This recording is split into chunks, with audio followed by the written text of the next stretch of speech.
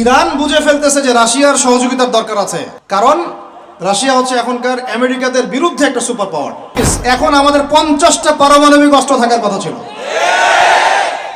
At least না থাকুক 5টা তো থাকার কথা ছিল। ওরা যদি আমাকে তাক করে রাখে আমিও তাক করে রাখতাম, বেটা তুই মারলে আমি মেরে দেবো যা।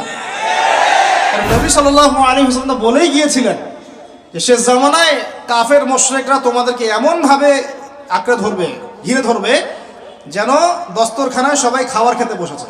সাহাবীরা ওই যুগে বলছিলেন, ইয়া রাসূলুল্লাহ সাল্লাল্লাহু আলাইহি ওয়াসাল্লাম, আমরা কি ওই সময় সংখ্যায় কম হব? অবাক হয়েছিলেন তারা, কারণ ওই সময় তো ইসলামের বিজয়ের যুগ। আমাদের এইরকম অবস্থা হবে যেখানে আমরা 313 মিলে 1000 বদরে ঠেকাই দেই, 700 মিলে উহুদে 3000 ঠেকাই দেই, মোতার যুদ্ধে আমরা কত 3000 নিয়ে 2 লাখকে ঠেকাই দেই, ওই মুসলমানদের এই অবস্থা হবে? সাহাবীরা বলছিলেন অবাক হয়ে।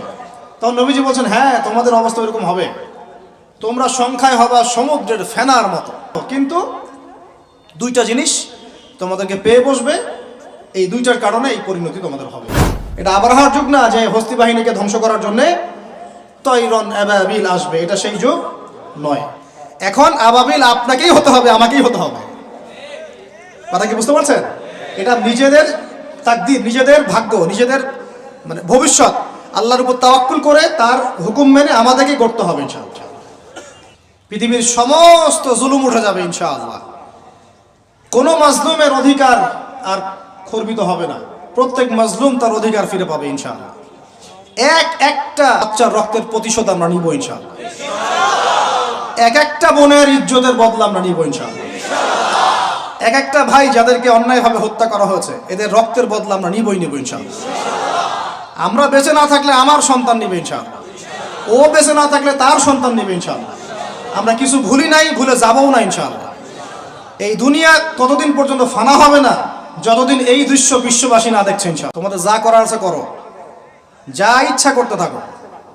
এখন বিশ্বের মুসলমানদের রক্তের হোলি খেলায় মেতেছে, যেখানে মুসলমান সেখানেই নির্যাতন, চায়নায় নির্যাতন, ওইখানে ইয়াতে কি বলবো ওটা কি সিরিয়াতে নির্যাতন, তারপর ইয়েমেনে নির্যাতন, ফিলিস্তিনে নির্যাতন, ইরাকে করে গেল, হ্যাঁ, তারপরে ওই যে লেবাননে করে, জর্ডানে করতেছে, আরব কান্ট্রিগুলোর মধ্যে, আফ্রিকার কান্ট্রিগুলো, যে কোনো জায়গাতে তাকান দেখবেন খালি মুসলমানদের উপর নির্যাতন আর নির্যাতন চলতেছে।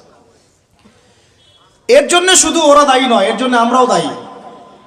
কেন নির্যাতন আসবে না, কেন আল্লাহর গজব আসবে না? কারণ নবী সাল্লাল্লাহু আলাইহি ওয়াসাল্লাম বলেই গিয়েছিলেন যে শেষ জামানায় কাফের মুশরিকরা তোমাদেরকে এমন ভাবে আঁকড়ে ধরবে, ঘিরে ধরবে, যেন দস্তরখানায় সবাই খাবার খেতে বসেছে। মানে আমরা সবাই দস্তরখানায় খাবার খেতে বসলে যেমন করে বসি একসাথে, ওইভাবে তোমাদের উপর আগ্রাসী হবে এরা। সাহাবীরা ওই যুগে বলছিলেন, ইয়া রাসূলুল্লাহ সাল্লাল্লাহু আলাইহি ওয়াসাল্লাম, আমরা কি ওই সময় সংখ্যায় কম হব? অবাক হয়েছিলেন তারা, কারণ ওই সময় তো ইসলামের বিজয়ের যুগ। আমাদের এইরকম অবস্থা হবে যেখানে আমরা 313 মিলে 1000 বদরে ঠেকাই দেই, 700 মিলে উহুদে 3000 ঠেকাই দেই, মোতার যুদ্ধে আমরা কত 3000 নিয়ে 2 লাখকে ঠেকাই দেই, ওই মুসলমানদের এই অবস্থা হবে? সাহাবীরা বলছিলেন অবাক হয়ে। তখন নবীজি বলছেন, হ্যাঁ তোমাদের অবস্থা এরকম হবে, তোমরা সংখ্যায় হবা সমুদ্রের ফেনা।